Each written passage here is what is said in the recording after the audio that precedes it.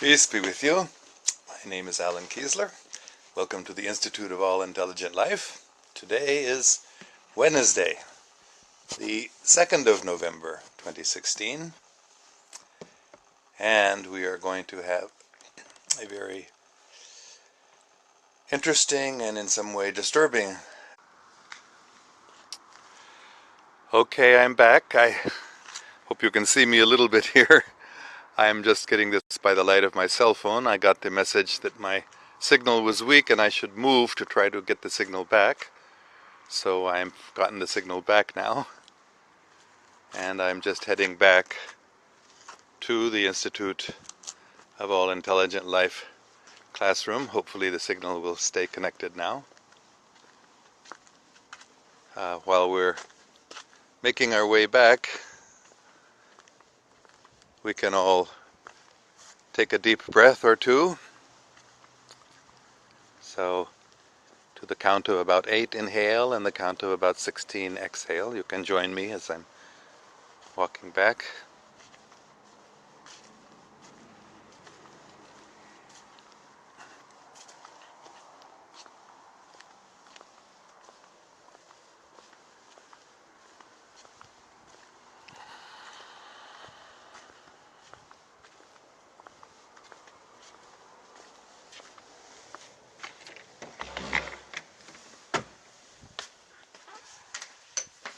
I hope this doesn't happen again. I sometimes get this weak connection message, but it usually stops pretty soon. All right.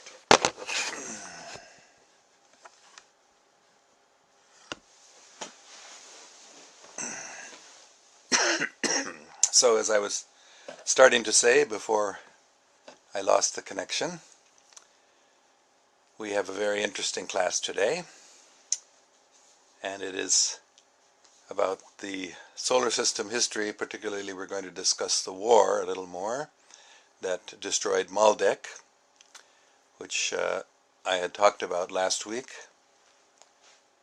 and that was based on simply the information in the Law of One series. And what we're going to do today is look at some information which has only come about recently, been disclosed or discovered recently, which is about the fact that there were very, very advanced weapons being used, and Maldek was evidently destroyed in a war by some other very advanced civilization which had the sort of weapons that are described in the Star Wars movies and called Death Star, Death Moon actually in this case, because what we're talking evidently about are different moons that are actually hollowed out and built up inside in such a way that they can be used as a very, very powerful weapon. So you may or may not be familiar with the Star Wars movies and this fact of what we call a Death Star, but it's going to be fascinating to you, I believe, as it was to me, if you haven't heard about it yet, that there are, like our own moon, as I've mentioned before, many, many moons in our solar system, as well we can assume in other solar systems, other star systems as well, which have been turned into bases. And some of them may be military bases, some of them may be research bases, some of them may be whole civilizations, cities built inside of a moon. So I'm just going to be utilizing a book that I'm reading, and by David Wilcock. David Wilcock is a great researcher who has provided more information about the secret space programs. He is the one who introduced me to Corey Goode and many other of the whistleblowers that I've talked about. And so he has just published a new book this year called The Ascension Mysteries. And he has shown in there the existence of these planetoids, moons, stars, which have been found, and actually some of this information released by NASA, although it's never very publicized. And I don't know why I have the book right here with me. I'll show it to you. And I wanted to show you the pictures. I have some of the pictures, but the best one is somehow escaping me right now.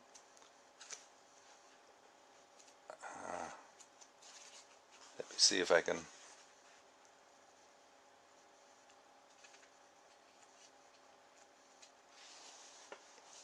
Let me see if I can find it in the index, because I had it here, but several other ones also, which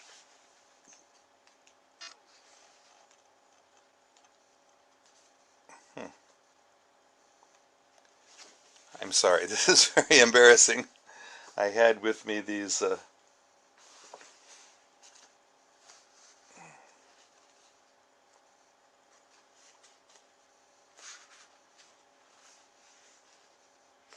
well, I just will have to forget it then. Okay, here it is. I just found it. Sorry.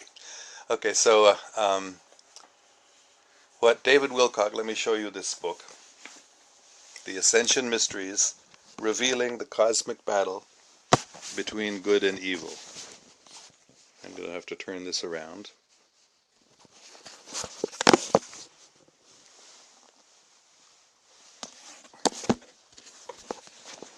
Here we go. This is The Ascension Mysteries, Revealing the Cosmic Battle Between Good and Evil by David Wilcock, the New York Times best-selling author of Source Field Investigations. And I hope that these will be visible enough to you. Here, good. So you can see here on the left pictures of Mimas or Mimas, which is actually, this is a photograph of it. On the top is the surface temperature, and on the bottom is the surface appearance. Now, if you're familiar with the Star Wars and the Death Star that was presented there, you'll see that this looks very, very similar to that Death Star, with this large crater here.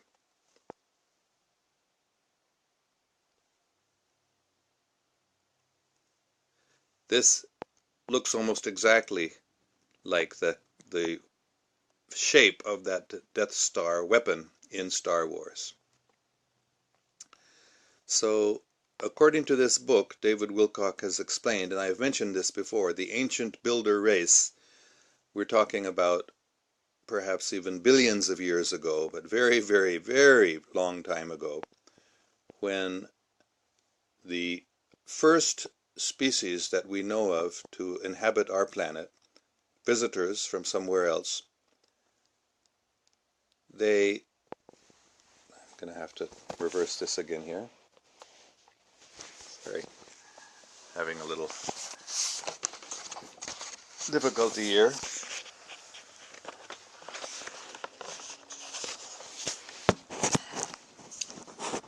So, the Star Wars movies talks about this huge weapon, which really was like a whole small asteroid or planet, and it had exactly that appearance of this moon, in our solar system, the moon of Mimas, which was which is a moon of Saturn, and those pictures that we just looked at were taken by Pioneer 11 spacecraft in 1979, which interestingly is just 2 years after the Star Wars movie came out. And as David Wilcock quotes, the Daily Mail newspaper published much later this statement: "The similarities are pretty startling, enough to make us wonder if Mimas is not actually just the fossilized, crumbling remains of an evil empire's ship from a long time ago in a galaxy far, far away." So if you're familiar with the Star Wars movies, that's the way they begin. Once a long time ago, or once upon a time, in a long, long time ago in a galaxy far, far away. So actually, and this is a very important point to understand, those Star Wars movies were not really science fiction. They were fact that had been discovered by the secret space programs, but they were not in a galaxy far, far away. They were in our own galaxy, even in our own solar system, where there was an evil empire which was based in our own solar system on the planet named Maldek, which, as I had described last week, was a large planet between Mars and Jupiter. And some hundreds of thousands of years ago, perhaps, we don't know the exact date, but at least 500,000 years ago, evidently, that planet was destroyed totally, and it was turned into the asteroid belt, which now exists between the orbits of Mars and Jupiter. So this is pretty well established by now that that is what happened. That's where the asteroid belt came from.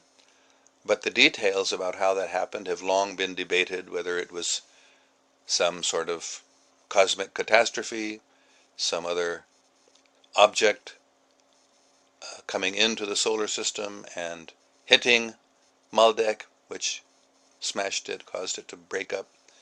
But the information that is coming from a secret space program insiders is that actually it was a war.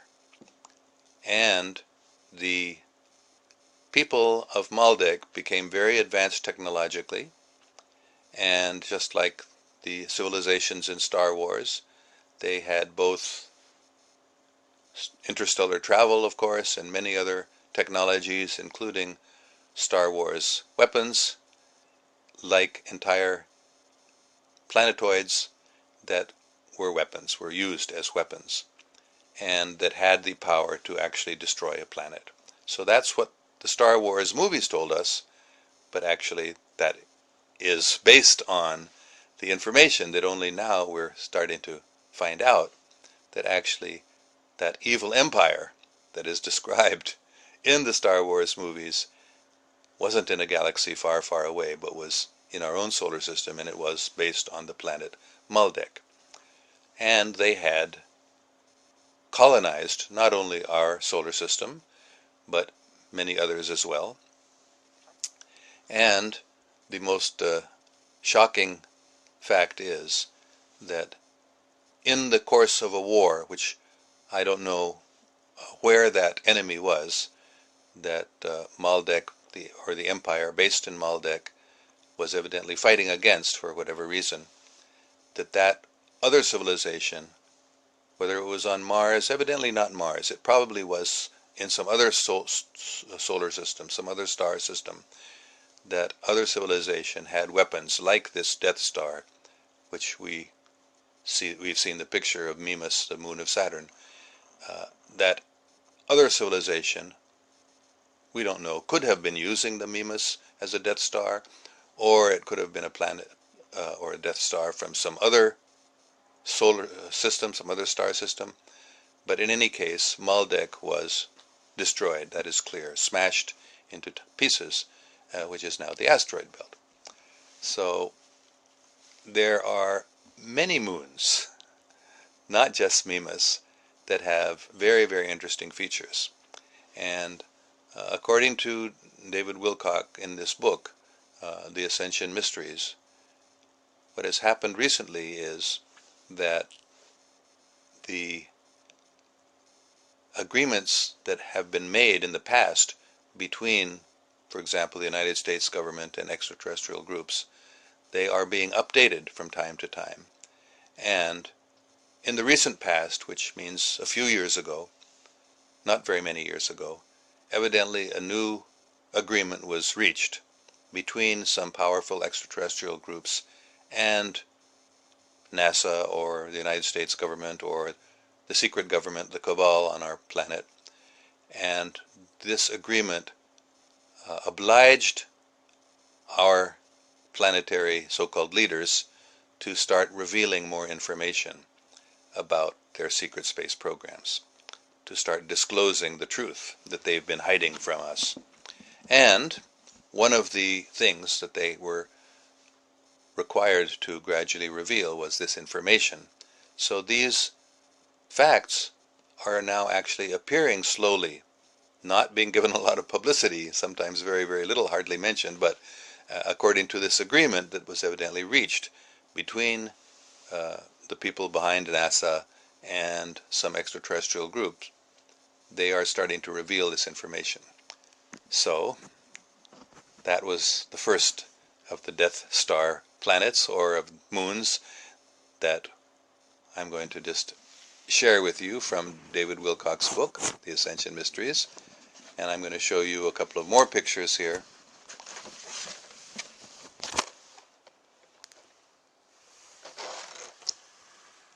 This, the one on top of these two here, this is a moon of, excuse me, maybe I should turn this around so we can get a little better light on it.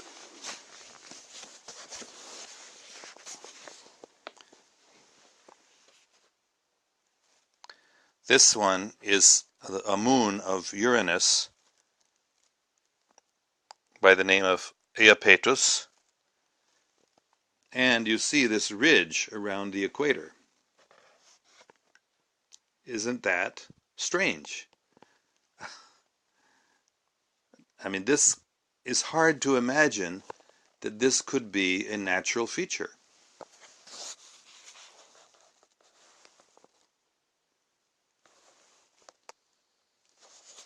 What do you think?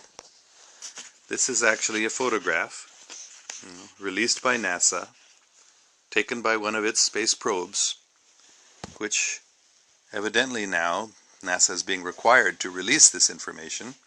So, although we may not have heard about it, but this was published by NASA, and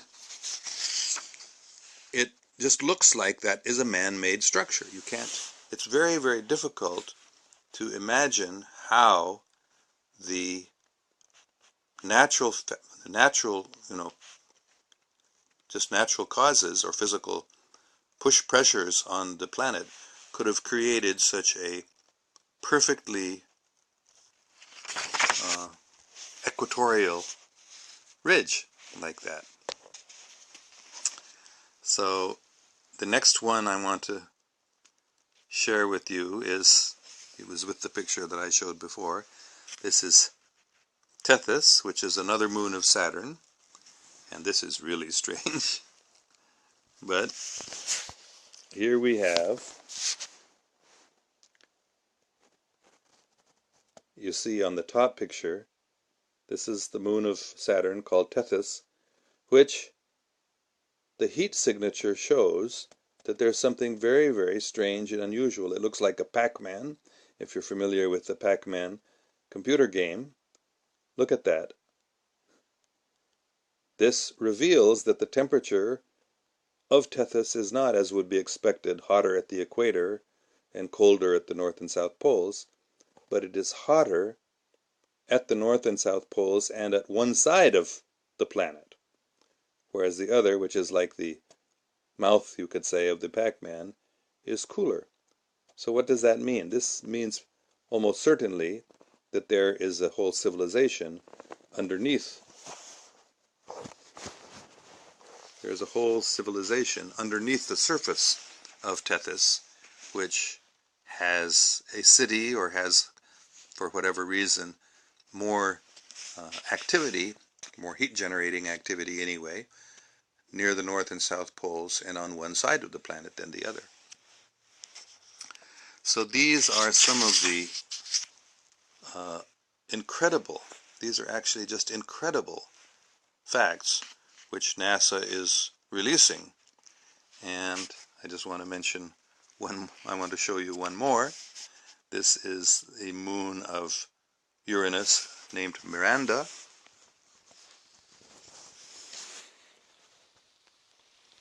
Again, these are NASA photographs. Look at that L shape. Of course, it's upside down. I'll turn the picture around. So here, you can see that very, very clear L shape. And if you look at the, on the rest of the planet, there are straight lines. So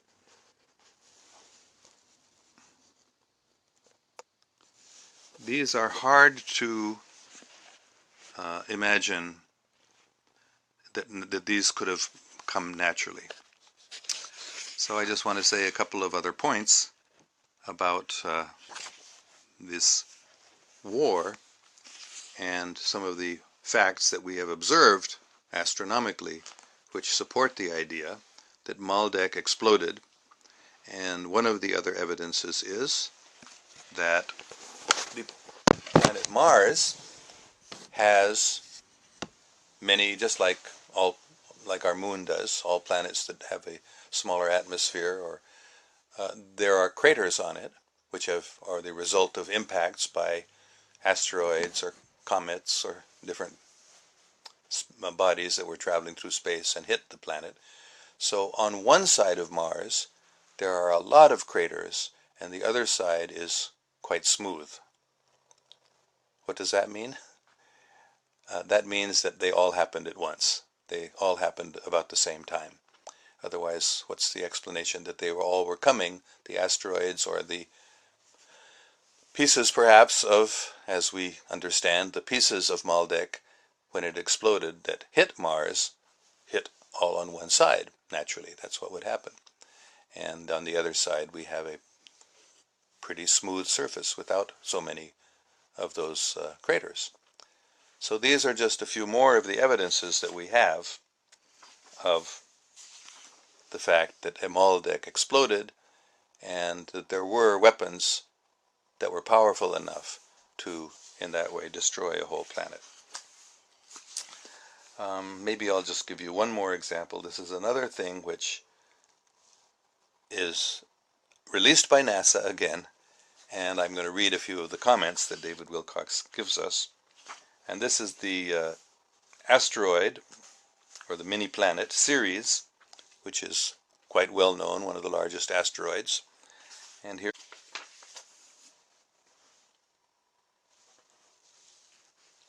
sorry, we're having a little trouble with our connection, so we've just gotten back the connection.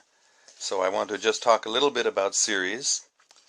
So there is a very strange phenomenon that has been observed and photographed by NASA space probes of Ceres, and I'm going to show you two of the features of Ceres that NASA has released, and we're going to see some of the comments on them.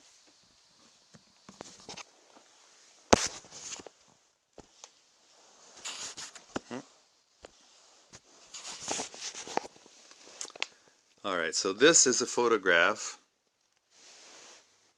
of Ceres, and you can see those two bright spots. Now this is again a NASA photograph, and this was taken just last year in March 2015, and again this shows very clearly something that is almost impossible to imagine, that those are natural. In fact, And I'm going to read some of these quotes from David Wilcock's book. Let's see if I can put them onto the screen here as I read them. Here's a quotation from a scientist. Well, I guess it's going to be hard to read it, so I'm just going to read it myself.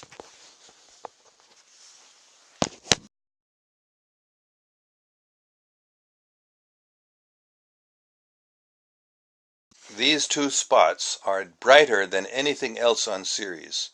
This is truly unexpected and still a mystery to us.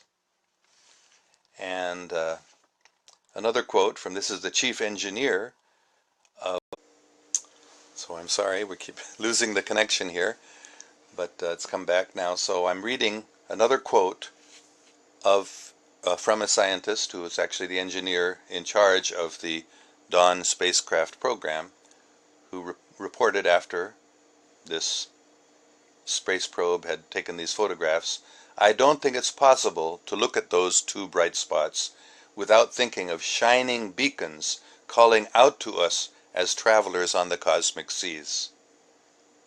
And the article also said, the article which was written from which this quote was taken, that learning about the truth about Ceres could teach us, quote, about the history of our entire solar system.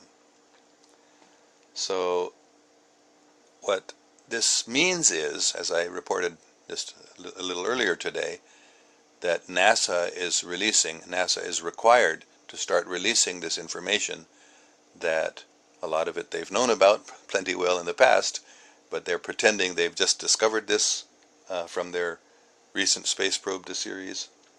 But it's clear that NASA is now starting to let us know that we are not alone, that there are, or there at least in the past have been, advanced civilizations on other planets that built these technological features, which are not natural features, on different moons and planets and Ceres. And I'm just going to show one more picture of Ceres. This is very interesting. This again, these were reported in the press last year, that I'm going to give you a couple more quotes here from David Wilcock's book, The Ascension Mysteries, where he's quoting NASA scientists. So here is another quote.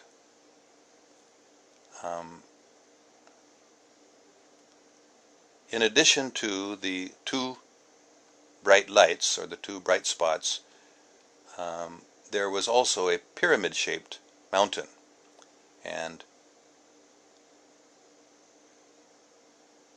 here is a quote from an article about that asteroid, which was published shortly after the probe Dawn went by it and took these photographs. An odd pyramid-shaped peak that NASA estimates to be 3 miles tall, which would put it higher than any of the Rocky Mountains. Plenty of observers have suggested, with varying degrees of seriousness, that the bright lights on Ceres could be evidence of current or past alien occupation of the dwarf planet. The discovery of a mountain-sized pyramid feature must have some cable channels looking into how much it would cost to get their own film crew to Ceres. Perhaps the ancient Egyptians and ancient Indian astronauts had a celestial joint venture of sorts going on back in the day.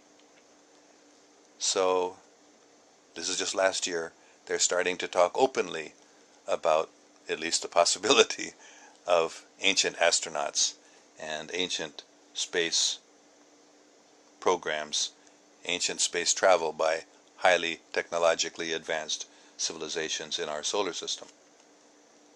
And originally different people suggested these could be ice, reflective spots on the planet. That didn't work. There were various other suggestions as to what could the spots be. But finally, again now just a couple of months a few months later. This was also last year. Universe Today magazine said that these conventional explanations were not working. And they wrote, although some early speculation centered on the spots possibly being consistent with water ice or salts, newly gathered data has not found evidence that is consistent with ice. We are now comparing the spots with the reflective properties of salt, but we are still puzzled by their source. And apart from those spots, there is this pyramid-shaped mountain on Ceres, about which Paul Schenk, who is another member of the Dawn space probe's science team, said, "This pyramid-shaped mountain is among the tallest features we've seen on Ceres to date. It's unusual that it's not associated with a crater. Why is it sitting in the middle of nowhere? We don't know yet, but we may find out with closer observations." So usually a big mountain would not be sitting out in the middle of a flat plain.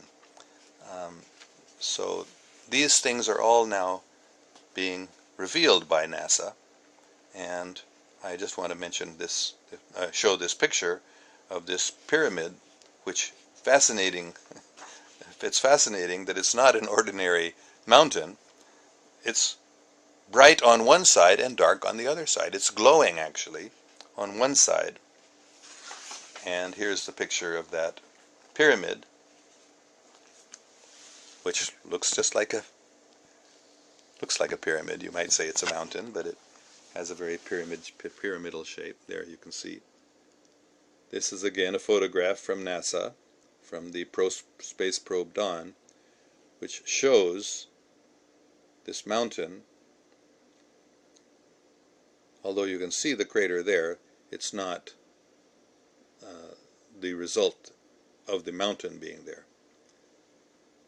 So that crater we can see is shining, or it's white, it's glowing actually, just like the two spots on Ceres.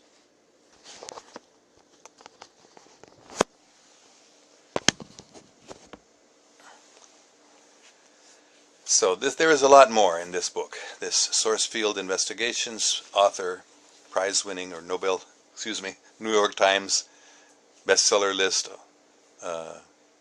author of Source Field Investigations, David Wilcock, has done incredible research and has written these books showing very, very clearly, with a lot of evidence, that there is extraterrestrial life, that there were many, many strange features of different moons in our solar system and other objects out in space. And I won't show them now, but maybe we'll go into it tomorrow.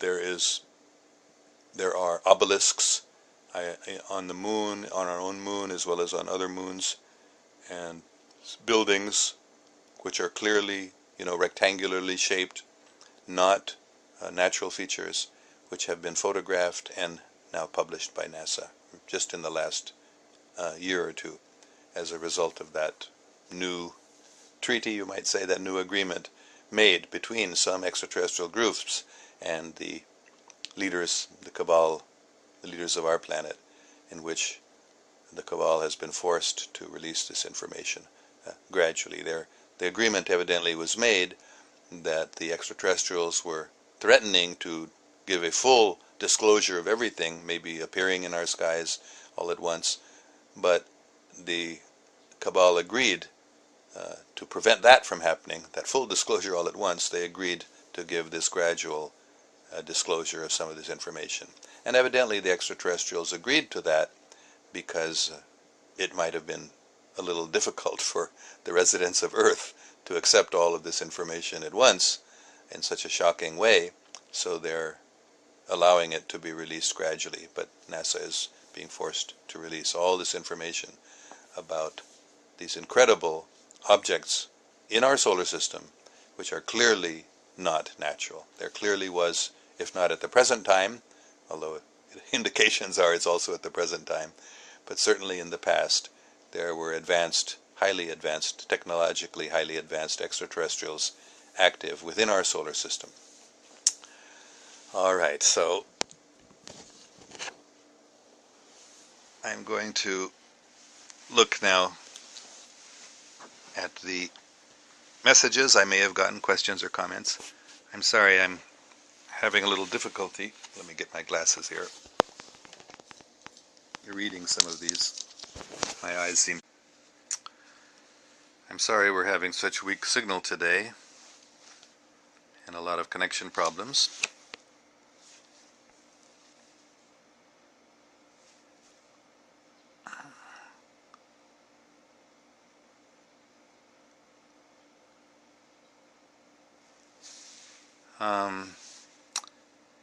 Abdul Majid Hussain, oh, he's sending a message to a friend, evidently Tariq Dina, to relate some of his conversation with some of your existing knowledge. I'm not exactly able to understand what that is there. So let me move on. Maybe afterwards I'll be able to. Sir, please speech in Urdu detail. Imran Sadiq साहब, मैं अभी उर्दू में बात नहीं करूँगा. शनिचर को मैं अभी अंग्रेजी में बता रहा हूँ, मैं उर्दू में ज़्यादा डिटेल में बताऊँगा. So I'm just saying I'm not going to speak in Urdu now, but I will on Saturday, every Saturday at 6:30 p.m. Pakistan time, 1:30 p.m. Greenwich Mean Time, 6:30 a.m. California Daylight Savings Time. I will talk in Urdu on Saturday. So, but Imran Sadiq has written here, Sir, science kuch bhi kar le, jab tak mere Allah ka order nahi aana, tab tak end of world nahi hoga. Bilkul sahi baat hai. Yes, it's true, of course. So, let me just see if there are any other comments.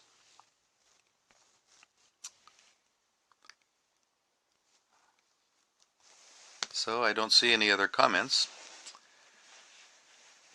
So, maybe I will go ahead then and talk a little bit more about the end of the world, since that there was this comment that Imran Sadiq had made in Urdu, that what he said there, I'll translate it. Science may do anything, but jab tak, until my God doesn't give the order, or since as long as the order doesn't come from God, the end of the world will not happen. Yeah, so maybe I gave the misimpression that just like the planet Maldek was destroyed by some Death Star weapon, maybe our planet also would be. That's not at all what I meant to suggest. In fact, as I've said before, our planet is not going to be destroyed. Not only that, but a nuclear war, which of course could not destroy the planets. A nuclear bomb can't really destroy a planet, although these particle beam weapons and more powerful technological devices can destroy whole planets. But the nuclear weapons that we have on our planet could destroy the major cities of the world, could create a lot of problem from the radiation, but they would not be able to actually destroy the planet. However, that nuclear war is not going to happen. I've told several times about my own experience in 1998 when I was taken off planet and for some reason that I don't know was given the opportunity to witness a meeting in which the discussion was being carried on about whether to prevent the world war, nuclear war that was scheduled, was destined, was expected to happen in 1999. And at that meeting, the decision was made that that war would not be allowed again. So many times, both before 1998, 1999, and since then also, Earthlings, the cabal especially, has tried to start a world nuclear war, and they've been stopped by extraterrestrials. Entire fleets of nuclear-armed intercontinental ballistic missiles have been all at once deactivated. This has happened in a number of different places in the United States, where as many as a dozen or as many as 50 nuclear missiles were all at once deactivated. And the same thing has happened in England and in other countries where there were nuclear missiles prepared to be launched, and they were stopped. So what to speak of the end of the world, there will not even be a nuclear war, inshallah, in the future on our planet, as was expected, as was long expected. For many prophecies have been made about a terrible war that would pollute the water and destroy, huge percentage of life on Earth. But that war is not going to happen. That's my conviction. Of course, I may be wrong, but the evidence that I have from my own personal experience and the evidence that we've gathered from whistleblowers who know what's really going on the inside in the military, that although different human groups, especially the Cabal, the Illuminati, whether starting from the United States or England or wherever, they've tried to start nuclear wars, but they have been prevented. So we should be very thankful and happy that that is not going to happen. And our planet is now on the verge, meaning within the next few years, according to Corey Goode, between 2017 and 2023, this huge transformation, which was expected by 2012, but the date was postponed, the transformation of humanity into a peaceful, loving society. And I believe, I may be wrong, I believe that Pakistan is going to play a very, very important role in that transition to a planet based on love and harmony, truth and justice, in which world peace will be established. So it's imminent. We're given the chance right now to participate in that event that will transform our society from the third density society that we've been passing through for tens of thousands of years into a fourth density society, which is peaceful, harmonious, and loving. So we don't need to worry about the end of the world. Allah will not give that order for the destruction of our planet, just the opposite. He has given the order for the protection of our planet. All right, let me just see if there are any other comments. Okay. Shujauddin Qureshi Sahib has asked why this human being body does not remember the past things, and how the age regression reveals the past things. Okay, this is a very good question. Evidently, Shujauddin Sahib has been reading about some of the secret space program information, or else maybe I mentioned, but it's been quite some time since I've talked about age regression technology. So this is a very good question. Why don't we remember past things? Just like we can't remember when we were 1 or 2 years old, usually. A few human beings do remember. My second daughter remembers when she was 2 years old. I don't remember before I was 4 or 5 years old, and most people don't. So it is just the natural forgetfulness that we have, that we can't remember many past things. So age regression, it's a little different than remembering past things. What age regression technology does, it actually regresses the age of the body. So the memory is a separate issue. When age regression is performed on somebody, they may or may not remember what had happened during that period, the time that was covered before they had been age regressed. For example, as I've discussed, the age regression technology is used in the secret space programs. Not only Corey Goode, Michael Relf, a number of different persons who were either on Mars or on spaceships, they were brought into the secret space program with an agreement that they would give a 20-year tour of duty. So they may have been, say, 18 years old when it started. So then they served for 20 years until they were 38 years old. And then they were age regressed and blank slated, so they wouldn't actually remember what had happened during those 20 years. And they were brought back to Earth, and again they were 18 years old. Their body looked just like they were 18 years old, and they were put back within a day or two of when they were taken, so that nobody would notice that anything strange had happened to them. And they generally could not remember at all, although in the case of Corey Goode, because he was a very advanced intuitive empath, he had some memories, and gradually he recovered full memories of what had happened during that 20-year period. So that's what age regression technology is. It's a little different than remembering past things. It's an actual rejuvenation, you might say, where their body is changed. It's quite a difficult process. It takes several weeks for them to undergo this, at least the stage or the state of the technology that has been described by the whistleblowers. It takes a few weeks for them to complete this age regression, and then they're put back into a body which is the same age as what they had, say, 20 years earlier, if they've been regressed. And it's said that they can do that again. If they decide to go in for another 20-year tour, then they can be regressed again another 20 years. So this is quite shocking technology to many people, but this is actually being done.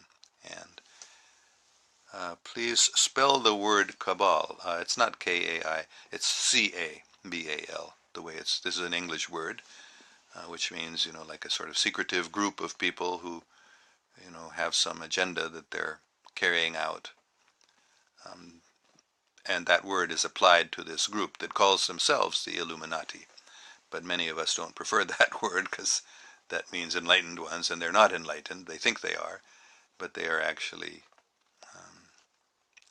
unenlightened. They're very foolish to think that they can succeed in this program of controlling the planet. They're trying to create a one-world government, a dictatorship, a fascist dictatorship, which they control. And that had been their plan. The 9/11 false flag was a big part of that plan, to try to get the whole world under their control. But of course, they failed. And they thought that by 2012, certainly, they would have the world in their hands, but they haven't. In fact, they're losing control, and they're being obliged to do things they didn't want to do, such as we've been discussing today, reveal information about the space, about advanced civilizations present in our solar system. So that information is all coming out now. And why? Because the cabal is losing. Their whole plan has failed, and they're being obliged by benevolent ETs, by positive forces, to reveal to us the truth, which they've been keeping secret. So in the very near future means within a few years at the most, this information is going to become out publicly, and everyone will know about it. So have faith, be patient, don't worry if things seem really horrible right now. They are going to change very soon, inshallah. All right, I don't see any more questions, so I think we may end the class. Let me just check the time. Yes, we've gone over our time, so I'm sorry that I had a little connection problems and had little problems finding some of the pictures that I had selected to show today from this book. But we'll continue this based on this Ascension Mysteries by David Wilcock. I'm going to share some more information, and you'll see that it's really clear, very clear, that there have been advanced civilizations, at least in the past, in our solar system, if not at the present. So may God protect us all. I look forward to seeing you tomorrow in the Institute of All Intelligent Life class about the history we're going to continue of our solar system. May God protect us all.